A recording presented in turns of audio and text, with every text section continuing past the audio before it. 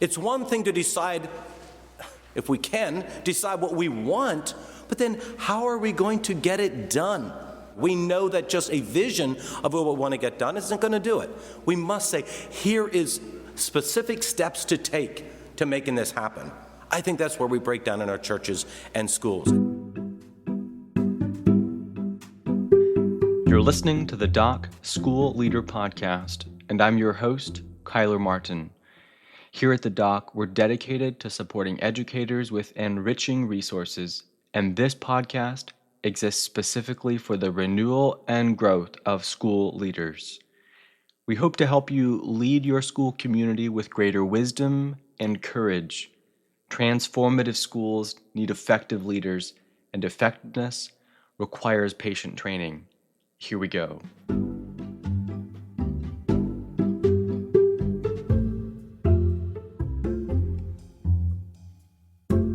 If Anthony Hurst is right, and there is no such thing as a culture-less school, then the question becomes, what is my school's culture? Is it what you want? And just as importantly, what are you doing to either build it or change it? 2 weeks ago, we heard from Gary Miller about the absolute importance of careful targeting. In this episode, Anthony Hurst brings several decades of experience as a teacher and administrator to the question of how to cultivate the kind of culture that produces the fruit for which we hope.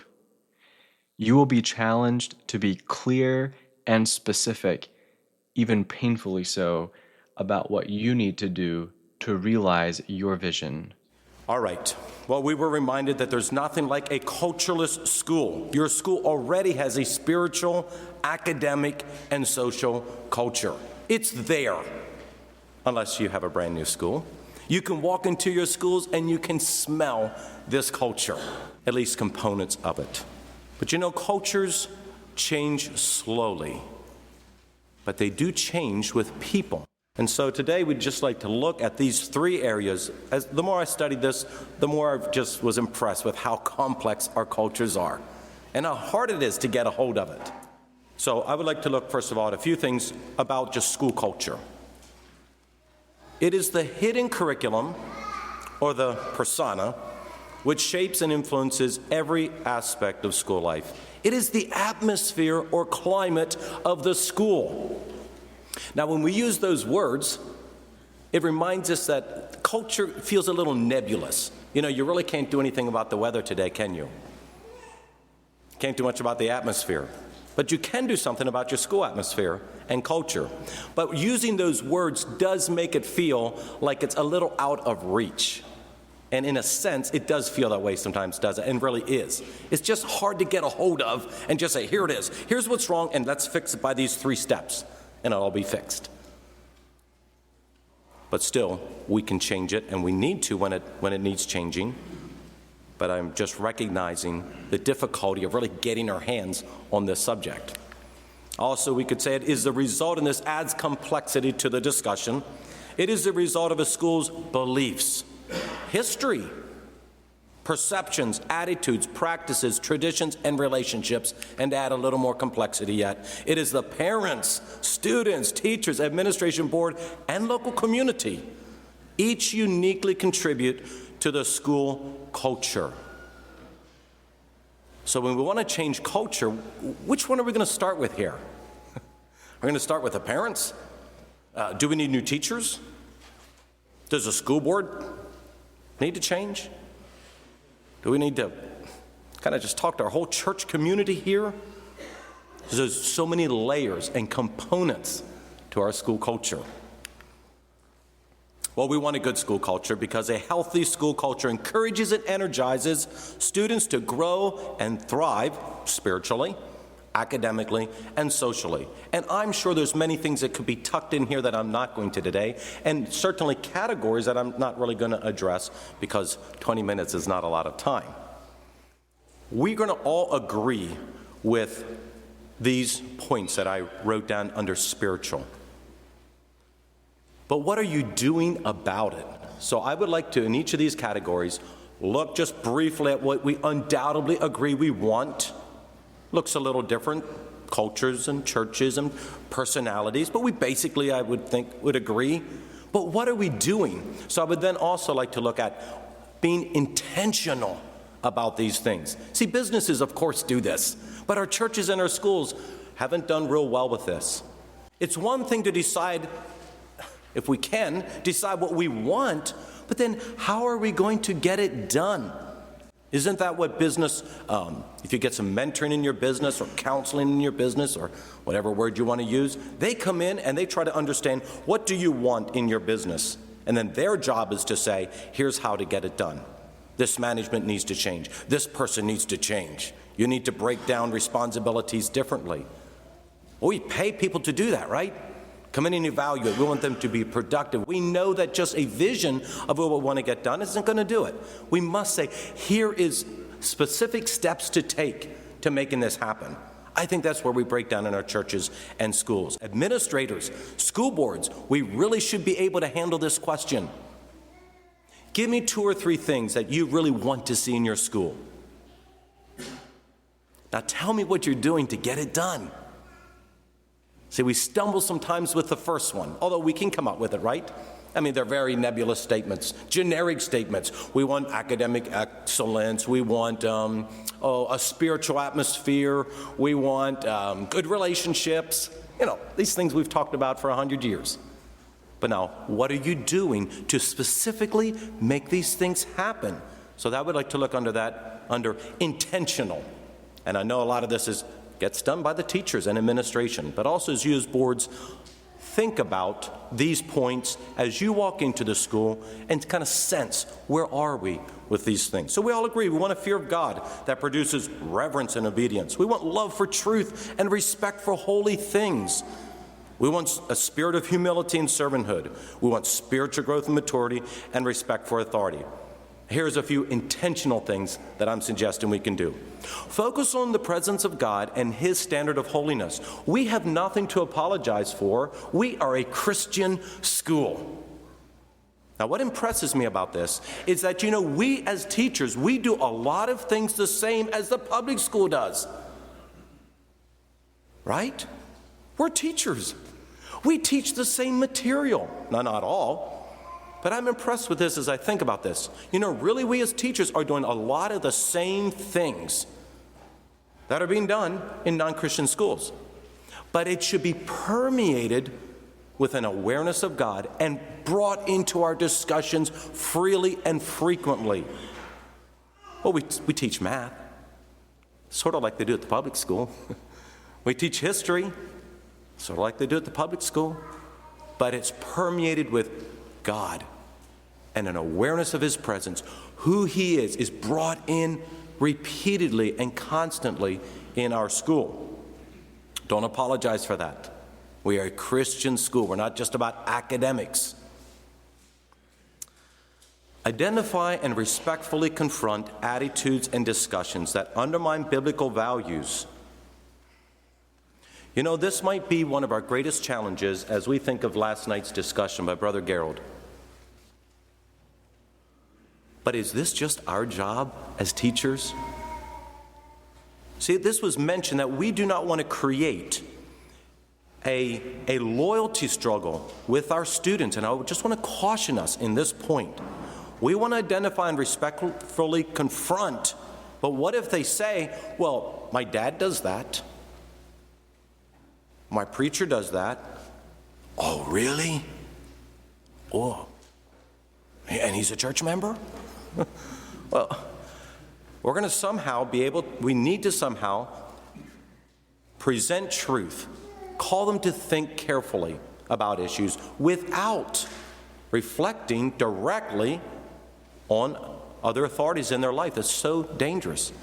I think it's fine to tell students that, maybe that word is used at home. And that's up to your parents. But here at school, I'm asking you not to do that. Okay? Can you work with that, please? Rather than saying, or look shocked that my dad does that or says that. But we still need to be able to confront it if we feel like it's negative to our school culture. We need to help our students, and I'm trying to decide where to put this question, We need to help our students ask the right question when we're looking at these kind of issues and subjects. We need to help them think about what is the right question as you look at issues that you're concerned about, even with technology. What is the most famous questions that students like to ask? Why? Why? Or what's wrong with it? What's wrong with it? Is that a good question? I like to tell students that is a question, but it's not the question. Can you understand the difference? It's a question, what's wrong with it, but it's not the question. In other words, if we can figure out what is wrong with it or isn't wrong with it, now the discussion's over. Okay, so we can ask that question, but somehow to help our students think through technology. So they're talking about a movie they watched, and this varies in settings, or a video clip, or a YouTube, and say, you think Jesus enjoyed watching that with you? What do you mean? See, are we a Christian school or aren't we? If we're a Christian school, we must bring these questions to our students, but even more so to our parents and church. Because again, we don't want to feel like we're fighting a battle at school that nobody else is fighting. Do you feel that way sometimes? Or fighting a battle that nobody else wants to fight? Well, that's a difficult position to be in. We're going to have to decide what to do about it if that's where we are. But hopefully it's fostering thinking that your church is okay with, and you're not, again, creating this dichotomy. What the teacher thinks, what the parents think. And the child struggles with loyalty between the two. We don't want to put our students in that position. At the same time, we want to confront some of these things. So helping our students not just ask that question. I've told students in older grades, I said, remember, you can't get a right answer to a wrong question. So when the question is what's wrong with it, you can't get a right answer from that. When we help our students think about, how does this look to God? Is this really walking in truth? Is this really biblical values? And maybe sometimes do what Gary Miller does in his numerous books. Ask some really good questions that lead you to rather obvious conclusions, but maybe doesn't always state them. All right? And so we help them think about it. Just make sure that Jesus was okay when you went to purchase that. And he was smiling his approval, because after all, you're spending his money. Just make sure. They'll think of that and be able to mull that over, especially older students. All truth is God's truth. It is, the next point here, emphasizing that all truth is God's truth. I like this little statement I read somewhere. It is pride to disdain that which you do not know. It is pride to disdain that which you do not know. And you know what? We have done that in our circles, haven't we? We've scoffed at higher education. Well, we need to have those discussions intelligently, but it's like, who cares about this? Who cares about that? That's ridiculous. Well, it's pride to scoff at which you do not know. All truth is God's truth. And so we need that awareness that when we scoff facts and truth, these are things that God has designed to be in some way or another. Give opportunity to be involved in spiritual activities. I think there's various ways, of course, to do that. This can be in discussions, as we talked about. It can be leading in worship. It can be leading in prayer, singing, devotionals, various ways that they can be involved in spiritual activities, so that there's that tone, again, that's in your school, and it's not just, this is what the teacher is doing. It's or believing, it's what they are being drawn into as well. All right, let's move on to some academic things. We all agree, again, respect for all studies and publishers. Publishers, yes, a teacher who says R.S. rotten staff means rotten stuff. That is shameful. That is shameful and should never be said. It's been said. You'll never create a culture of respect and academic excellence with that talk going on.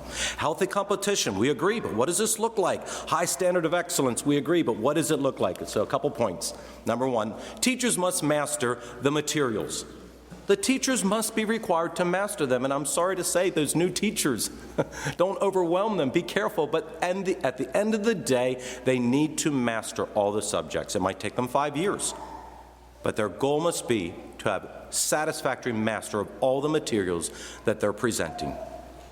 Once in a while, step into a classroom, and it's obvious a teacher does not know what he's talking about. And just reading from the text, and there's no dots being connected, that is certainly not learning, is it? Now, competition must be inspiring, not demoralizing. This is a huge cultural thing. You know, if you step in a class, think of it this way, teachers, those who have teachers and board members, as you step into a classroom, I would like to suggest that no student should feel shamed by your presence. Because as you walk around and you look at the charts, they are just chagrined if you look at their chart. Because they have 10 stickers, they got 30 stickers, I have 1. Or they walk over and look at the board that says, snowing 100%, and all the names are on proudly. But I don't have any up there. So competition must be inspiring, not demoralizing. I've taught long enough that I teach students of parents I taught. Some of those are even out and through school already. I call them my grand students. When the great-grand students start showing up, I think I'm quitting. But anyhow, I just like when I see that flood of students in the morning, we're a little larger school, so it's over 100 students, that everyone walks in and feels that they're under my blessing. And we'll talk about that just a little more later. But we can set up a school where there's students that dread coming every day because they're shamed over and over again. Competition must be inspiring, not demoralizing. Maybe a bulletin board of 100%, but not names on it then. You know, it's not good for the person who has 10 of them up there. And it's not good for the person who has none up there. It's all bad in my mind. Or the charts, it's a competition against themselves. They improved day by day. But there's no numbers there, whether they're getting 15 flashcards a minute or 105. But they're making progress. Now you walk in as a board member, parent, administrator, visitor, and they're making progress. But you don't know that they're at the bottom of the class because they're making progress as well. It's not demoralizing to them, making them dread school every day. And we'll come across that just a little more later. Let's be so careful with those things. Just one quick note. I like to joke with my 6th graders. I teach 6th grade math every day. And I tell them when we take a test, now remember, you may not be done first. And the first time I said that, they just kind of looked at me and looked at each other. Said, remember, you may be done first. After a while, somebody said, but somebody has to be. I said, but not you. Okay. So now if I forget to say that, they remind me. Remember, nobody's supposed to be done first. Oh, that's right. Competition can ruin our schools because we want to be done first. And so, of course, somebody is done first, but it's a way to address that issue in a fun way. Expect students to do their sustainable best. All right, teachers, board members, we can put our teachers roughly in 2 categories: academic teachers and relational teachers. This is particularly for the academic teachers. We shoot high. We want to get it done. We want a school of excellence. Again, there's students that are not going to be successful under that model. A sustainable best. Do you hold it over your students if they are doing their best? Now, some of you have heard me say this before, but teachers, do you do your best? If you would know that your board chairman or an experienced teacher is coming to visit you tomorrow, or Monday rather, would you prepare a little extra hard? Well, then you're not doing your best every day. And we can hold that over our students. Are you doing your best? No, a sustainable best, a good attitude best. I just think we have to shape this differently, or we put guilt on students and call them to something that's just not possible. Truly their best, every day, every stroke of the pencil is as neat as can be, and they've tried as hard as they can. We just can't live at that level, can we? But we can live at a sustainable best, a good attitude. We tried reasonably. We didn't say, I hate this subject, so I don't care. No, that's not your sustainable best, because you can do better than that. Now, let's think about this just a little bit. Do you have a culture in your school where every student can succeed? If you have a culture in your school where every student can succeed, you don't have a straight line across this graph of what is success, do you? Because if you say that success is at the third line, you're going to have 2 students that are not successful. If you say that success is at the 5th line, you have maybe 1 successful student. Does God make it possible for all of us to be spiritually successful? Then why would we create a school system that does not model that, that does not mirror that? This is, again, a huge burden of mine, that students do not come to school saying, I can never please my teacher. I can never live up. I'm never the honor student, if you have that in your school. I never get recognition. I just cannot live up. I feel stupid. I feel dumb. You know, when students really struggle, they struggle with that without us pouring it on or creating a culture in which they just feel kind of beat down and beat down. I believe every student in our school, if they do their sustainable best, should walk into your classroom saying, I please my teacher. Oh, yes, they might struggle deep down and with feeling stupid. That's tough. You might even have to be honest with them that they really do struggle. In fact, you're going to have to be. But help that child realize that it's okay. God created us different, and we are going to accept what you can do in your sustainable best, and I am pleased with that. There's a lot that could go into this discussion, of course, of adjusting curriculum, and on assignments. But I just want to call us to that. You need to flesh that out in your classrooms. Again, my challenge is, do you have a culture where every student, if they do their sustainable best, is a success, or even has a way forward to being a success? It takes incredible flexibility, and academic teachers struggle with that sometimes, don't they? Socially, we all agree we want respectful relations. We want every student to feel accepted. We want healthy connections. We want positive peer pressure. Just a couple things in closing that we need to be intentional about. Teachers must deal fairly and consistently, especially now, the relational teachers, who their joy of teaching is, there's books, but it's those children. I love those children. I love being with children. You know what a way to be with children every day is? Teach school. You even get paid for it. Sort of. So, relational teachers who really love children are then often intuitive to, well, some are cuter than others. Some are more, are just harder to love. I just mentioned this briefly. A study was done where teachers evaluated students' quality of work.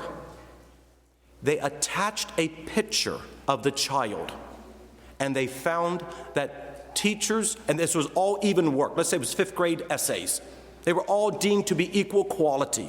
And as these professional teachers evaluated the work, those with glasses averaged a worse score. I thought glasses are sort of cute, but they didn't. Then they did another one where they didn't have the picture, they just had the names of the students, and less popular names, of which I will not give any, consistently, or I should say on an average, scored less than the popular mod names. Completely unfair, based on looks, not even personality, based on names. We must deal fairly and consistently if we want a culture that is healthy socially, because the students take the cues, and they sure see if you favor students.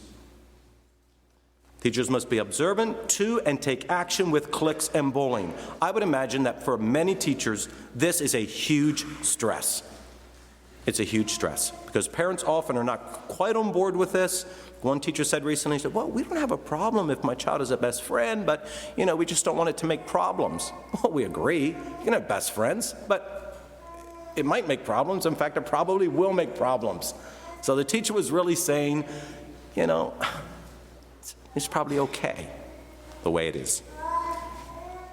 What is bullying? Do we have a form of bullying? Because I did a little bit of study on this. I always thought of bullying, and it is indeed kind of some physical stuff here, right? And you shove here and you shove there, take it out on the football field. Hopefully that's not happening much, but I was impressed with this one definition, that bullying is the ability to use your personal power, your personality power, your social standing to intimidate or exclude others.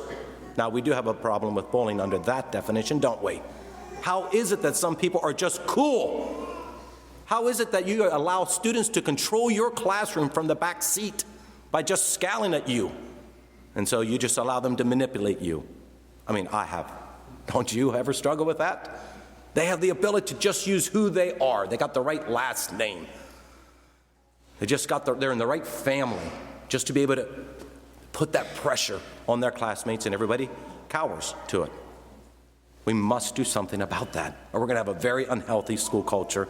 Last of all, create opportunities for positive interactions among students.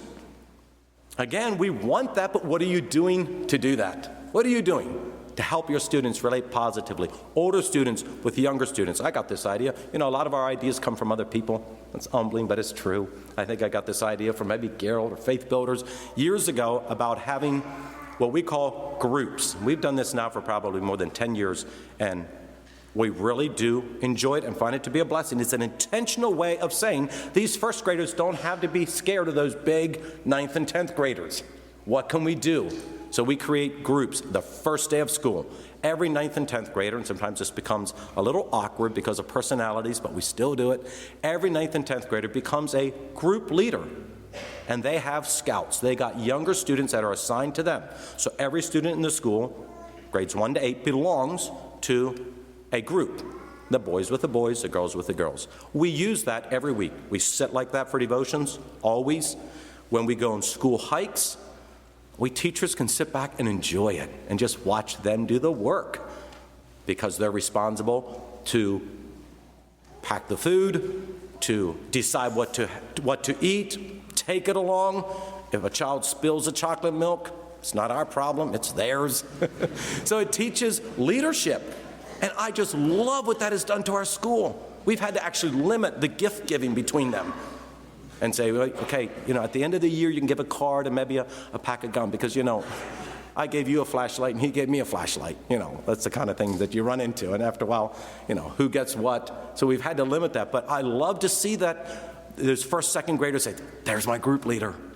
It's helped so much to create just a sense of warmth and caring about each other. I see a lot more. The older students before school almost always are mixed with first, second graders, third, fourth graders at least, playing foursquare, playing bump, just interacting in a way that I think is so healthy and helpful. So it's intentional again.